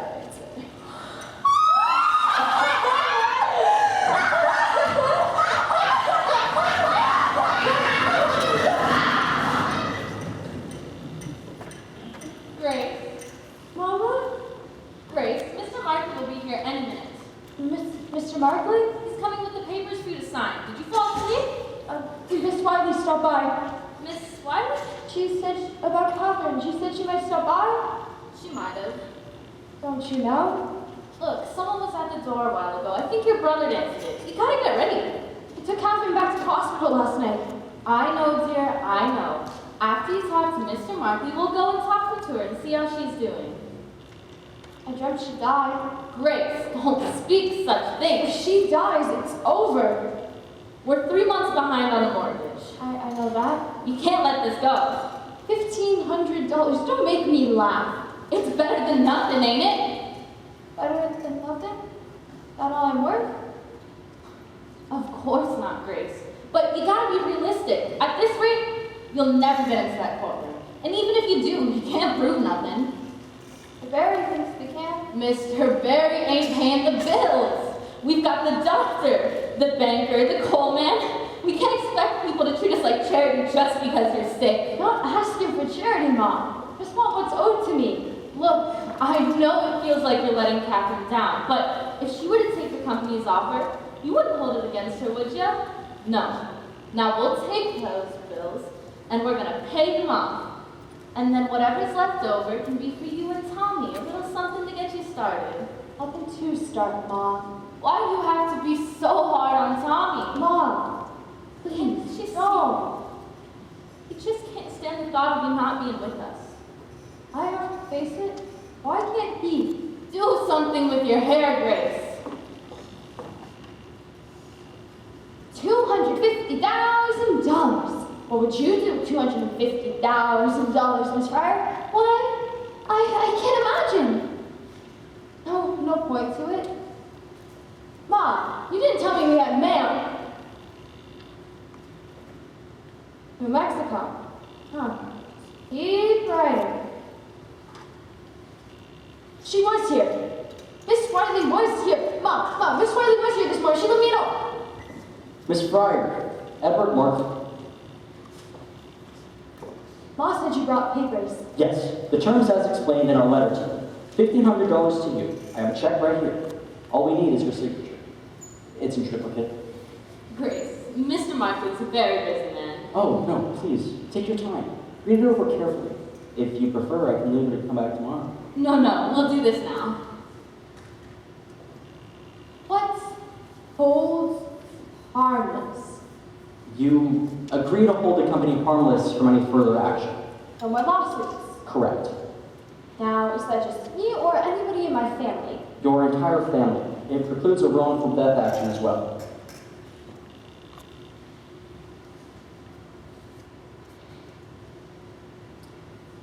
Grace, Mr. Markley's so very busy. I don't mind. What is contributory negligence? Mr. Markley? Oh, no. It's not in those papers. It was in the mother papers. From when we filed the lawsuit, you said that the company's defense was the statute of limitations and contributory negligence. I'm not sure what you're asking. It means it's our fault, don't it? It's a standard defense, Miss Fryer. I wouldn't take it personally. How else can I take it? Mr. Markley, Grace had an awful headache all day. Maybe you can just leave the papers. Maybe. You can just answer my question. Grace, stop doing this. Why didn't you tell me Miss Wiley was here? You'd already made up your mind. Miss Wiley would only try to change it. What did she say about Catherine? Mr. Markley, I'll take them papers. Mom, what did she say about Catherine? She said it doesn't look good. Perhaps I should come back later when Miss Fryer is feeling better. You didn't answer my question, Mr. Markley, and I really like an answer. Because let me tell you, I quit school at 15. I went to work at the Radium plant because my folks needed the money. At your plant, they told us what to do, how to do it, when to do it. My folks didn't raise me to make trouble, so I didn't make trouble. I never argued. I did what I was told. How do you get contributory negligence out of that? As I said, it's a standard offense. Standard? There's nothing standard about what happened to me. We deeply regret your situation, but there is no evidence to tie your condition to any action by the U.S. Radium Corporation. And why are you giving me this money? It's a humanitarian gesture. Humanitarian. Mr. Markley, I'll take the papers. Humanitarian. Month after month, you put us off. Delay after delay, knowing how sick we were, how tired and desperate. Humanitarian. We're just waiting for us to die. Grace, stop this now. Mom, one by one, I watched my friends get sick and die in the most horrible way. And you think I should be grateful for any spare change they throw at us? Miss Fryer, this is a very generous offer under the circumstances. I would advise that you take it, because it won't be on the table for very long. What's that supposed to be? If Miss Fryer doesn't sign within 24 hours, we will be forced to withdraw our offer permanently. Grace, he's lying. I beg your pardon, miss. You're trying to tell me that if I don't sign these papers now, but I walk into your office a week from now saying I changed my mind, you'd still rather go to court. You'd still rather some judge get a look at me and take your chances I won't win on sympathy alone? 24 hours. You're just trying to bully me. Very well then, Miss Fryer. I'll take that for a no, and we'll see you in court. Yes, you will. You will see me. Even if they have to carry me in there, you'll see me. You and Mr. Reed are both. You call that man back! I'm going to court, Mom. What are you trying to prove? You know you can't win. I want those people to look at me. I want them to look at me and explain to me how it's my fault. I got sick working in their factory. And what will that get you? What? Mom, all my life, I've done what other people have told me to do. I quit school because you said I should. I put that brush in my mouth because Mrs. McNeil said I should. I never once said, please, can I finish school? I never once said, I don't like the way this paint tastes. I never argued, even though I knew, Mom. I knew something wasn't right. At night, I'd lie in bed and I'd see my dress hanging on the back of the closet door, all aglow, and my shoes on the floor and brush and comb on the dresser, so much like Mom. So much like. I never once questioned. I never once asked. Don't you see? I knew I wouldn't. That's what they were counting on.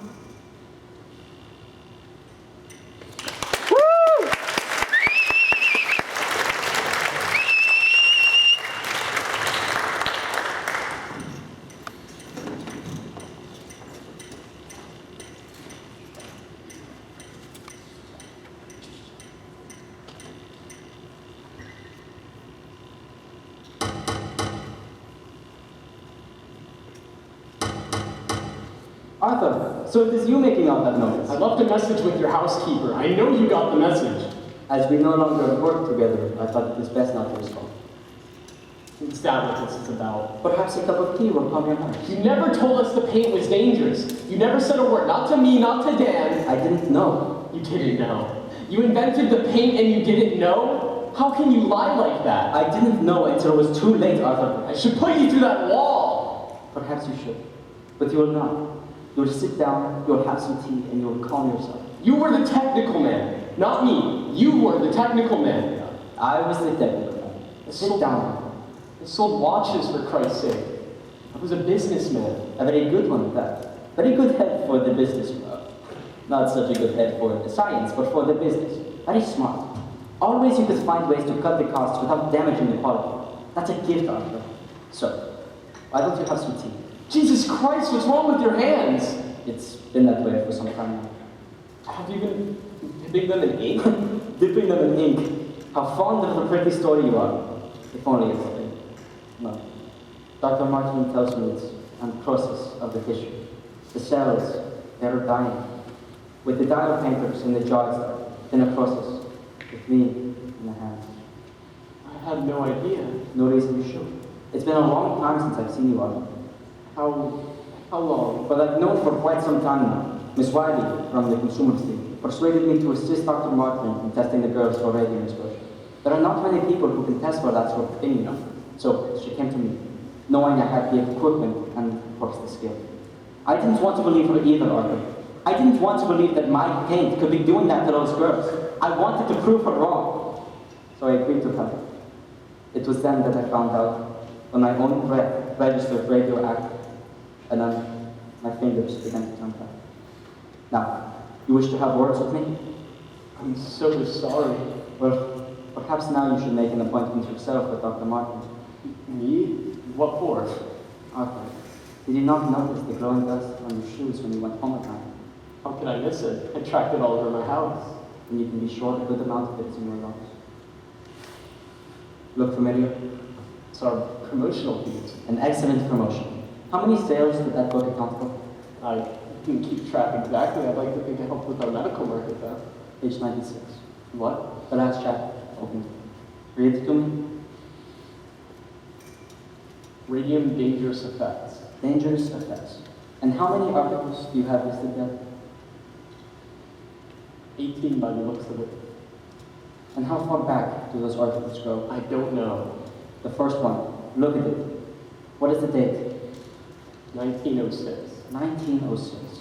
Now tell me, you plan to go to court and testify that you had no idea radium was dangerous. How do you plan to do that, Arthur? When your own book says that it was.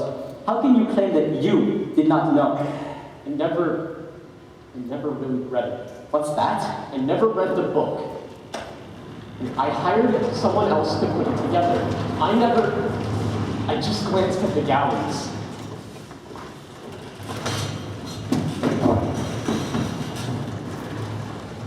I never read the book. How do you mean you never read the book? It was a standard arrangement. An outside company prepared the piece. They were responsible for its content. Which you never read. I think you will find, Mr. Very, very few company presidents read their promotional efforts word for word. It had your name on it. You were responsible for the book's release, and you had final approval of the content.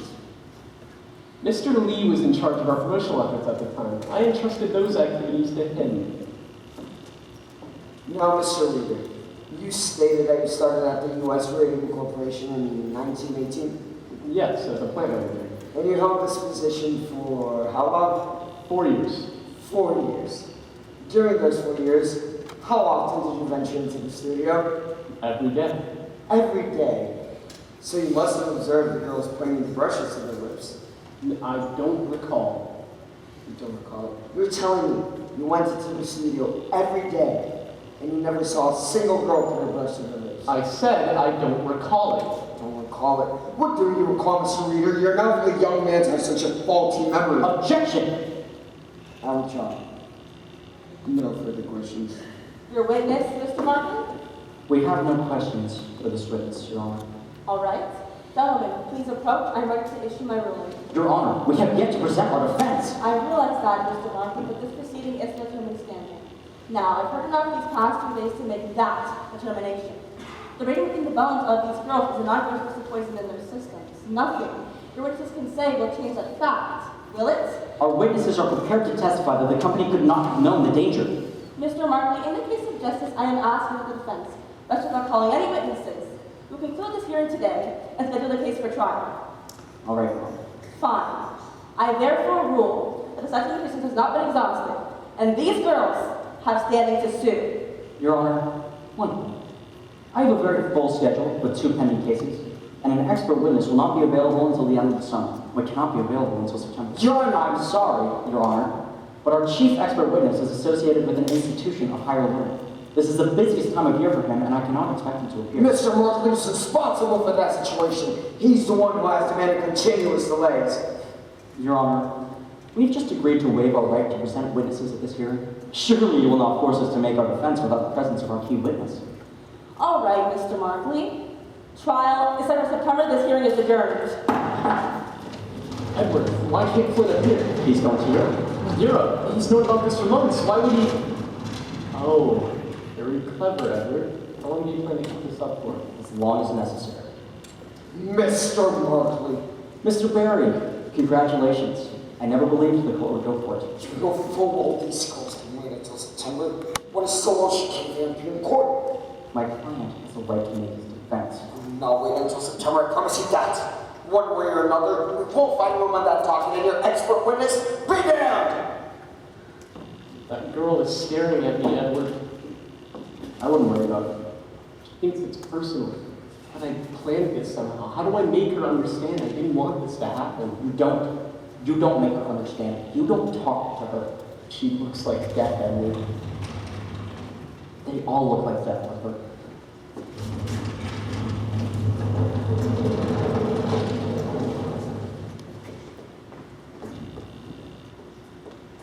Grace, that man, Miss Wiley, he won't look at me.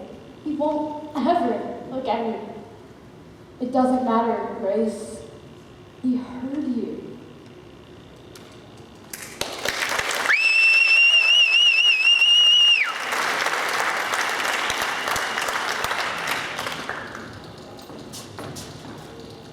June 4th, 1928. Nancy Jane Harlan here for the New York Chronicle.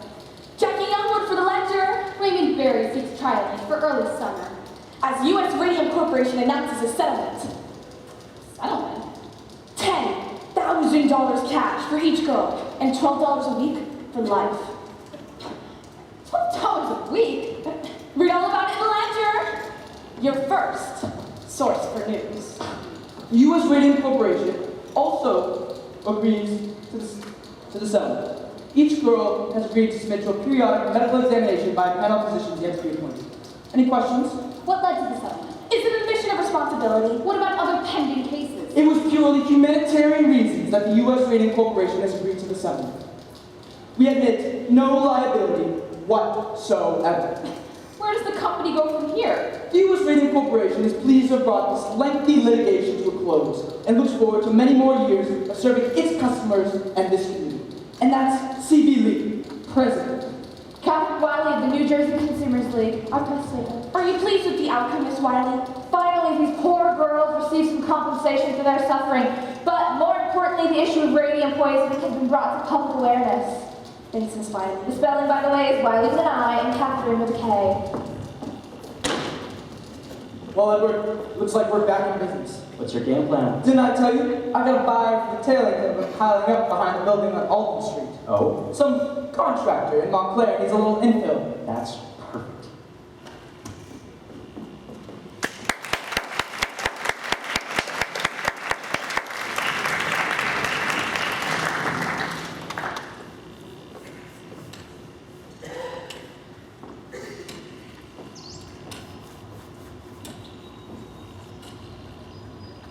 Now, Catherine, this just won't do. You can't see your name. That's better. Well, Catherine, I brought my watercolors with me. Oh, and it's a beautiful day, too. Trees are just starting to turn, and it's still warm. Too warm for a sweater. Not much of a breeze. It's a fine day to paint. Thought I might find out too. You were right. It's quiet out there. Yeah? Well, I guess if you can rest in peace, this is the place to do it, huh? I guess it is. What do you call that? Watercolors, I'm a little deep in landscape stuff.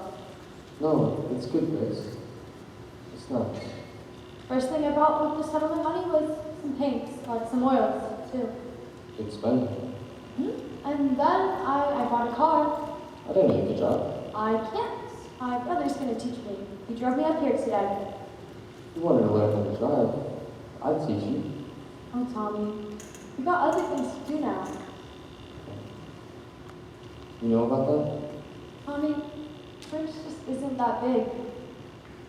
I wanted to tell you myself, Grace. That's why I came looking for you. It's all right, Tommy. I'm happy for you. For both of you. You know how it feels then? Tommy, do you think I have time for that? I'm glad it worked out for you, Grace. Are you glad? I mean, you don't think we backed down too soon, do you? We didn't back down. They backed down.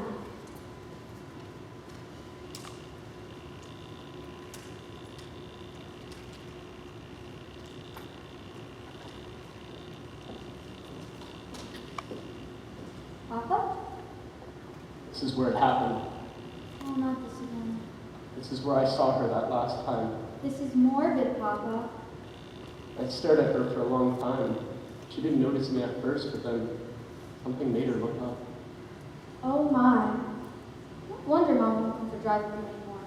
This is how you spend your Sundays. Saw her looking at me and I looked away. It was just like at that courthouse that day. He can't bring himself to look at me. My heart started pounding, Harriet. I didn't know what I'd say to her if I had the chance, and there she was. And I had the chance. So what'd you say? Couldn't bring myself to speak. It's as if he's afraid to look at me. Oh, Papa, that was years ago. You just forget about it. Not like it was your fault. Nobody knew about things like that back then. Science just wasn't as advanced as the way it is now. I think back on those days, and I try to think, how could it have happened? I remember so clearly walking up the steps to the studio at Alden Street. Those wide, high windows at the top, the slant of light, the way it hit the floor, the way the floor creaked beneath my feet, the smell of the place, chalky, like an old schoolroom. And those girls, schoolgirls really, all bent in the task in their plain cream smocks, their delicate little hands moving so quickly. No man could do the work those girls did. So careful, so fast. Those brushes flying from the dials to the paint to the dials to their lips. Try as I might, Harriet. Try as I might. I cannot remember their faces. I never saw their faces.